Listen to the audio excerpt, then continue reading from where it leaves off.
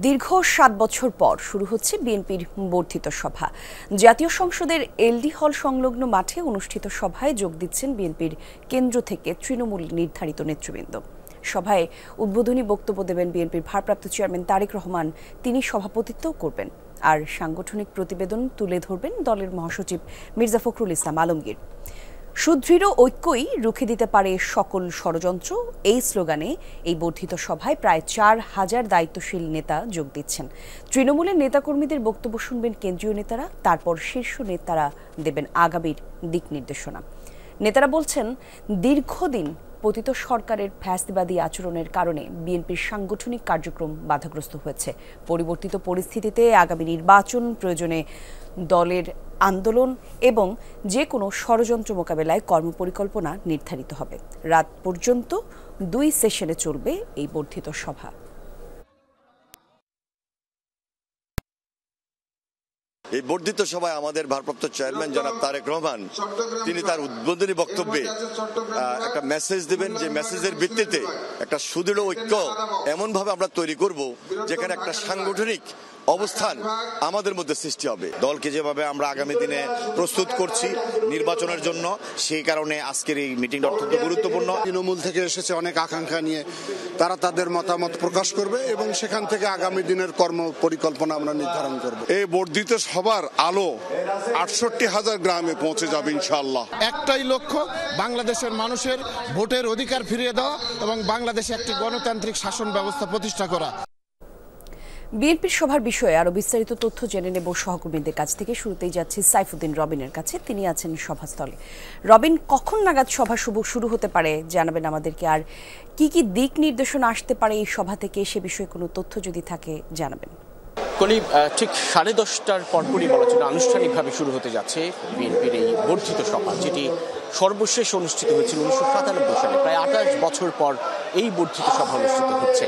এর আগে নির্বাহী কমিটির সভা, কাউন্সিল সেসব নিয়মিতই হতো, কিন্তু বর্ধিত সভাটি অর্থাৎ অনেকটা বড় কলেবরে যে সভা, যেখানটায় শুধুমাত্র দলের স্থায়ী কমিটির সদস্য কিংবা নির্বাহী কমিটির সদস্যরাই নয়, এর বাইরে উপজেলা পর্যায়ের, পৌর পর্যায়ের, থানা বিএনপির যারা সভাপতি, সাধারণ সম্পাদক, তাঁরাও যোগ দিচ্ছেন। সর্বশেষ 2018 সালের নির্বাচনে বিএনপির যেসব প্রার্থীরা প্রতিদ্বন্দ্বিতা করেছেন ধানের শীষ প্রতীকে এবং যারা মনোনয়ন পেয়েছিলেন প্রাথমিকভাবে, সেই সব প্রার্থীরাও অর্থাৎ প্রায় 4,000 উপস্থিতির সমাগম করছে আজকের এই বর্ধিত সভায়।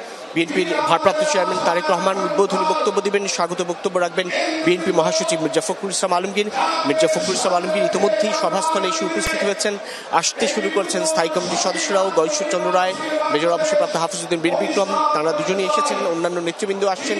এর বাইরে বিভিন্ন পর্যায়ের যে নেতারা, তৃণমূল থেকে কেন্দ্রের প্রত্যেক স্তরের নেতৃবৃন্দের উপস্থিতি কিন্তু ঘটছে এই বর্ধিত সভাস্থলে, এবং তারা বসছেন। প্রায় 2টি সেশনে আসলে এই সভাটি অনুষ্ঠিত হবে, যেটি প্রলম্বিত হতে পারে, দীর্ঘায়ু হতে পারে রাত অবধি।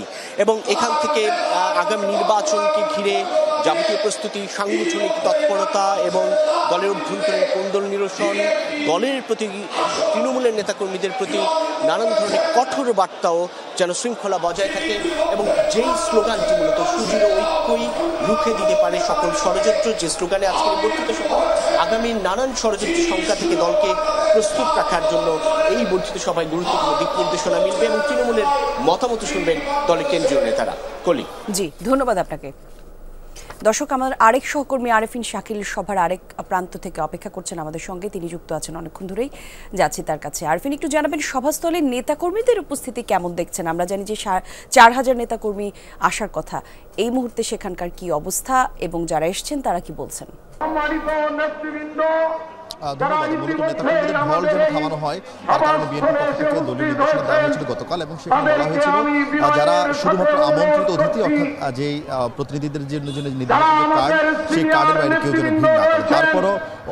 তারপরও অনেকে এসছেন এবং তারপর তারা ভিতরে প্রবেশ করতে পারছেন না। তবে আপনাকে ছবিতে যদি দেখাতে চাই, এর মধ্যে যারা 2018 সালে ধানের শীষের চিঠি পেয়েছিলেন, অর্থাৎ প্রার্থীর চিঠি পেয়েছিলেন, এবং জেলা, উপজেলা, সে সঙ্গে বিএনপি নির্বাহী কমিটির সভাপতি, সাধারণ সম্পাদক এবং নির্বাহী কমিটির যারা সদস্য রয়েছেন, 502 সদস্য বিশিষ্ট যে নির্বাহী কমিটি, সেই নির্বাহী কমিটির সদস্যরা কিন্তু এরই মধ্যে যে সভাস্থল, সেই সভাস্থলে দীর্ঘ লাইন ধরে তারা ভিতরে প্রবেশ করছেন। এবং আজকের এই বর্ধিত সভা থেকে একটি কথাই বারবার যারা আসছেন তারা বলার চেষ্টা করছেন, যেন দলের পক্ষ থেকে শৃঙ্খলা রক্ষায় যেন সতর্ক থাকা হয়, একবারই কঠোর থাকা হয়, সেই দাবি তারা তুলছেন। এবং সেই সঙ্গে তারা বলছেন যোগ্য এবং সেই সঙ্গে নেতাকর্মীদের সঙ্গে যাদের যোগাযোগ ছিল, বিগত আন্দোলন সংগ্রামে যাদের ভূমিকা ছিল, সেই নেতাদের জন্য আগামী নির্বাচনে মূল্যায়ন করা হয়, সেই দাবি তারা তুলছেন। এবং তারা সেই দাবি বিএনপির ভারপ্রাপ্ত চেয়ারম্যান তারেক রহমানের কাছে তারা তুলবেন বলে আমাদেরকে জানিয়েছেন। এবং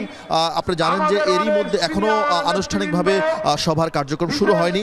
এখনো অনেক ডেলিগেটস অর্থাৎ যারা প্রতিনিধি তারা কিন্তু এখনো বাহিরে অবস্থান করছেন। তারা দীর্ঘ লাইন ধরে তাদের পরিচয় নিশ্চিত হওয়ার পর, তাদের কাছে কার্ড রয়েছে কিনা সেটি নিশ্চিত হওয়ার পর কিন্তু তাদেরকে ভেতরে প্রবেশ করতে দেওয়া হচ্ছে, যাতে করে কোনো ধরনের অতিরিক্ত ভিড় না হয়, অতিরিক্ত কোনো বিশৃঙ্খলা পরিস্থিতি না হয়, সেটি এড়ানোর জন্য একেবারেই সতর্ক অবস্থান নেওয়া হয়েছে। এবং যেটি জানাতে চাই যে আসলে আজকের এই বর্ধিত সভার মধ্য দিয়ে বিএনপির পক্ষ থেকে বলা হচ্ছে একটি ছায়া কাউন্সিল, এবং এই কাউন্সিলের মাধ্যমে বিএনপির নেতাকর্মীরা বলছেন যেন দলের একটি শক্তিশালী সাংগঠনিক কাঠামো দাঁড় করানো হয়, সেই আহ্বানই তারা বারবার করছেন। ধন্যবাদ আপনাকে।